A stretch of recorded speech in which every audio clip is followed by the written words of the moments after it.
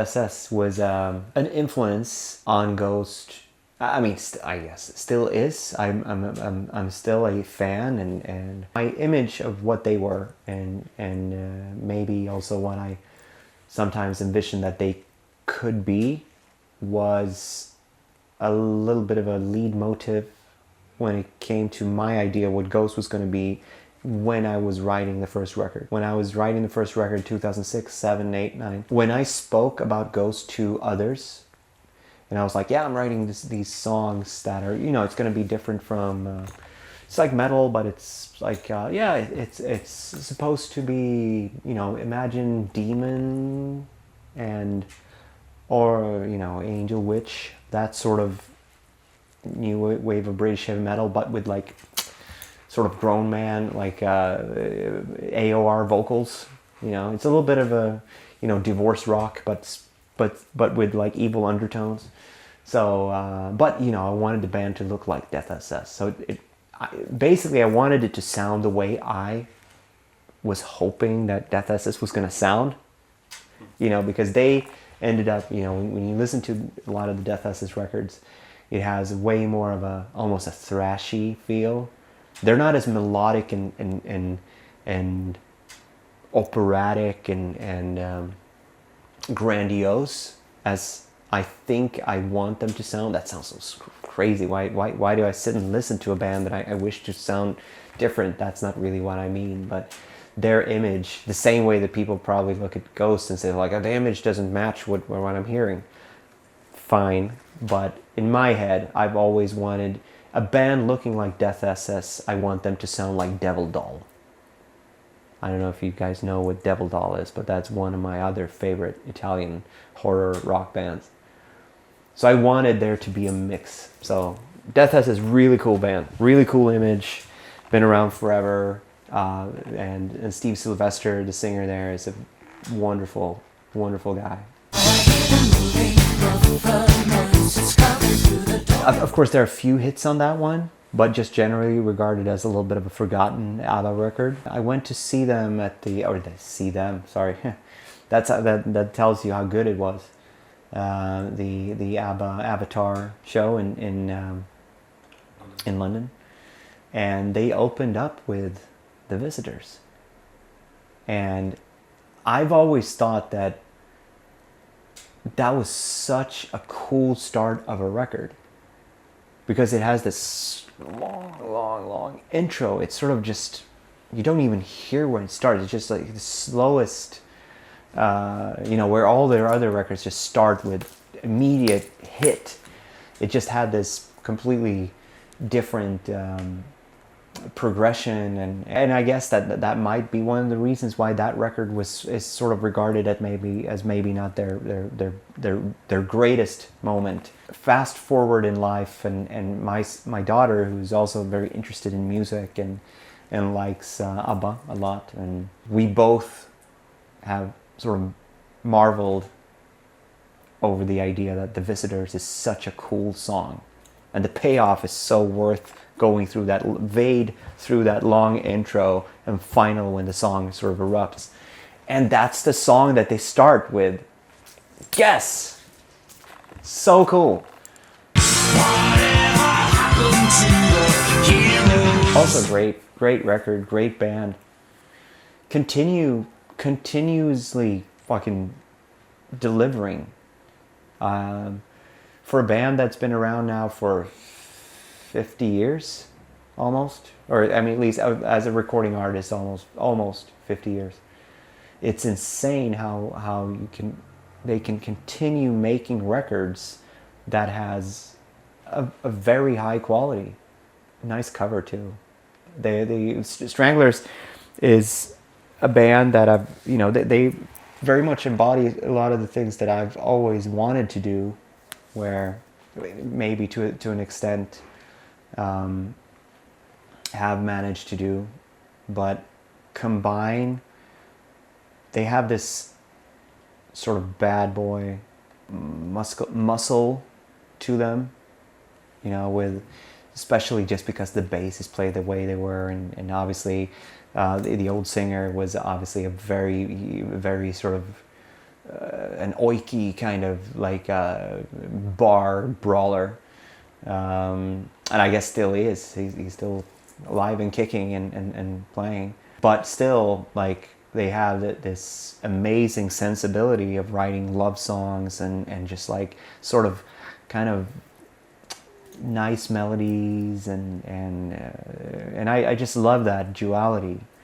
that comes with it. Has that sort of slugger but still like sensitivity that I wouldn't say that I'm trying to mimic, but I wish I was as cool as they were.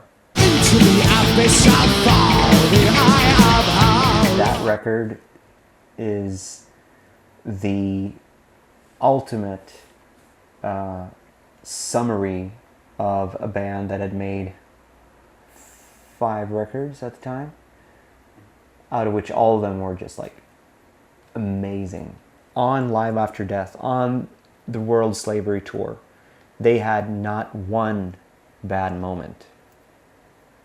There was not a song on that set list that wasn't like a fucking smash hit, classic smash hit.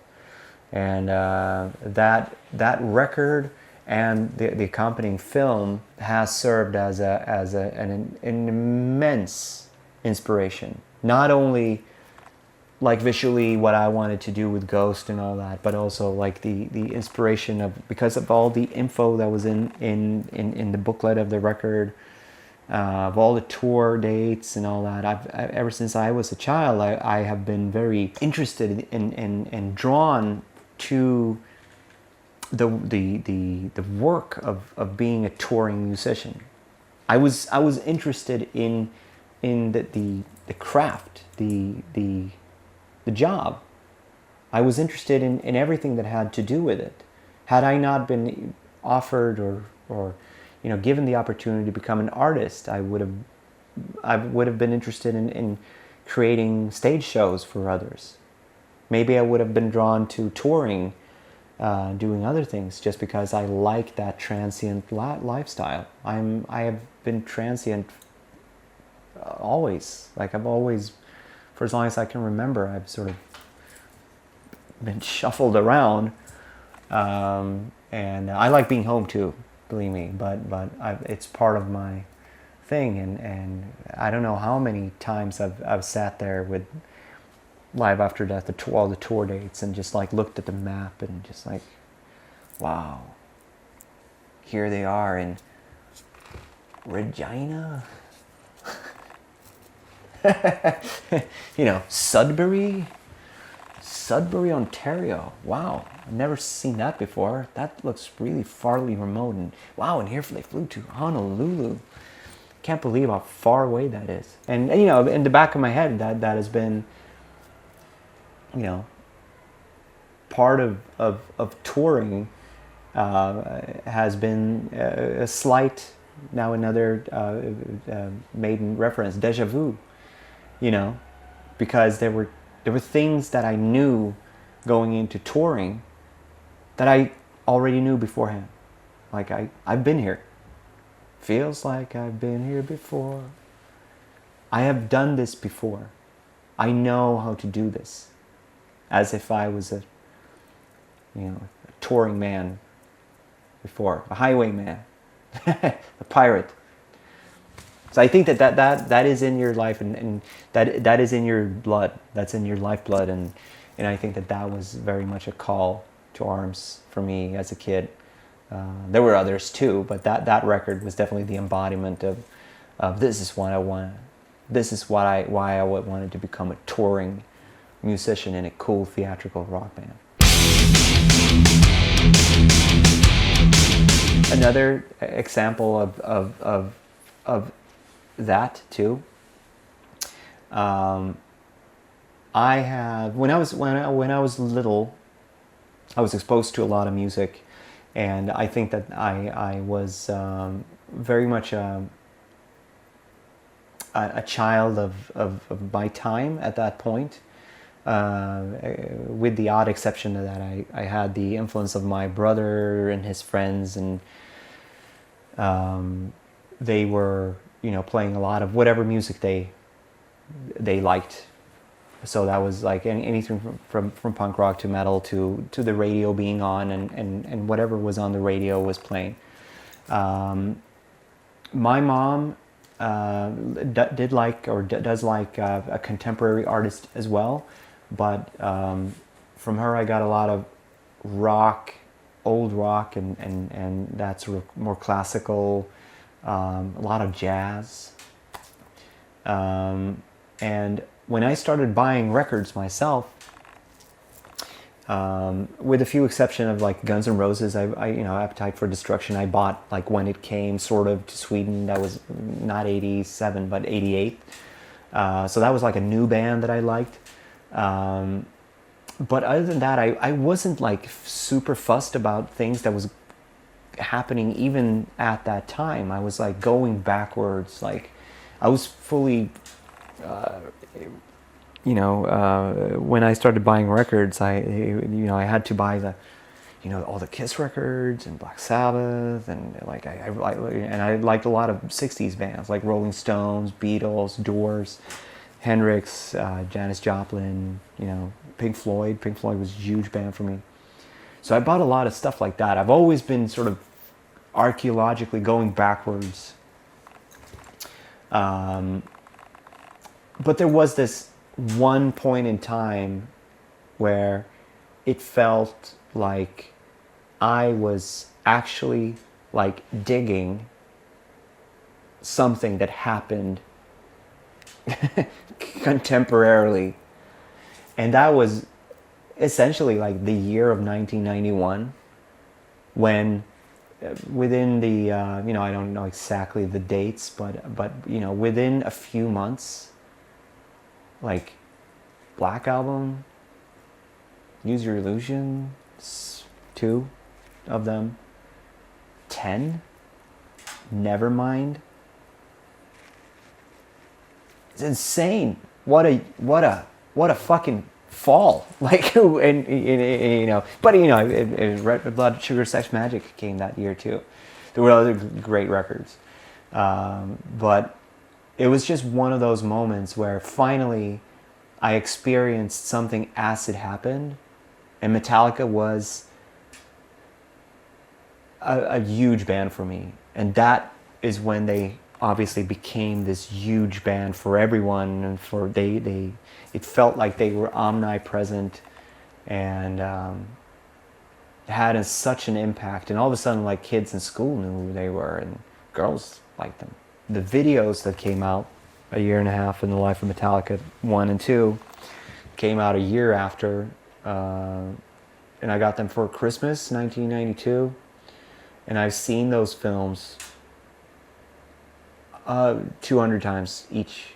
As much as Live After Death was a sort of absolutely, it was a film, but it was a record that I could sort of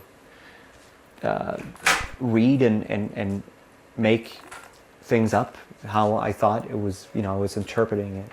Whereas those films, number one, the first part was about making the Black Record.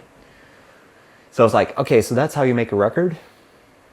Little did I know that it was like a crazy expensive record on a band that had all the support in the world from like, and all the momentum in the world.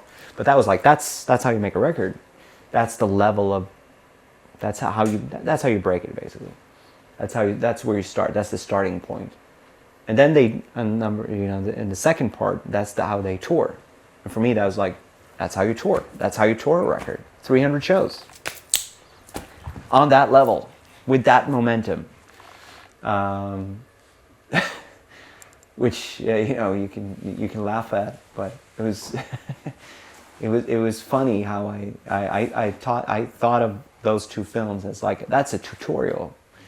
The ABC of how to make it in rock. And have ever since, had that as sort of in the back. I learned so much from watching them. I knew about things that I shouldn't have known. And I'm not talking about the dirt stuff in that, but I'm just of just routines, like, oh, meet and greet, oh, backstage passes, oh, you have to go get backstage passes, okay, warm up room, cool, oh, you have a different sign for that, cool. It's learning, school. It's not only mirrors, but it has that mirror concept.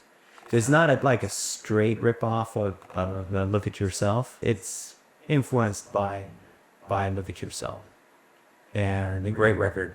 But the idea of having this almost like a reflective surface visually, but also a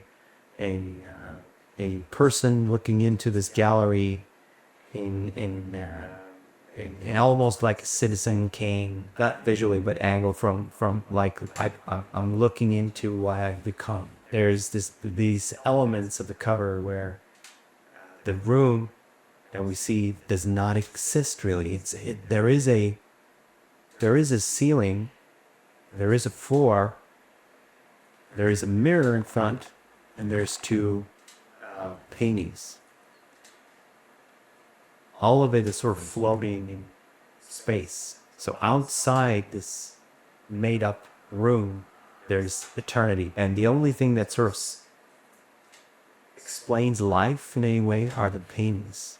So there's two paintings and they reflect real life. Everything else in this built room is silver, this material, it's hard material. And the artwork is supposed to be like a dystopic almost reflection of this, whereas the record itself and its meaning is not meant as gloomy as it sounds. There's a death-like ending of the record, but the record is not about death. It's about literally like life. The concept of the last song, Excelsis, basically that you're listening, that means that you are essentially alive. Once you're done with this, please enjoy life because you're currently in it. The cover is, it's also like, from an artistic point of view, it's meant as like a visual illusion where certain things that are always present on a Ghost record, the Ghost logo, and you have some sort of papal figure, which is also there, which is a little bit of an optical illusion when you look at it. But I'm really pleased with it now. It looks really cool and look desolate and it rhymes really well with the record. I think the holistic. When you flip the record over, it also has this fiction of throne. It's very Emperor Palpatine-esque. I just like the idea when you see the front, which is already sort of playing with dimension with a mirror. And you flip it over, you see that empty throne.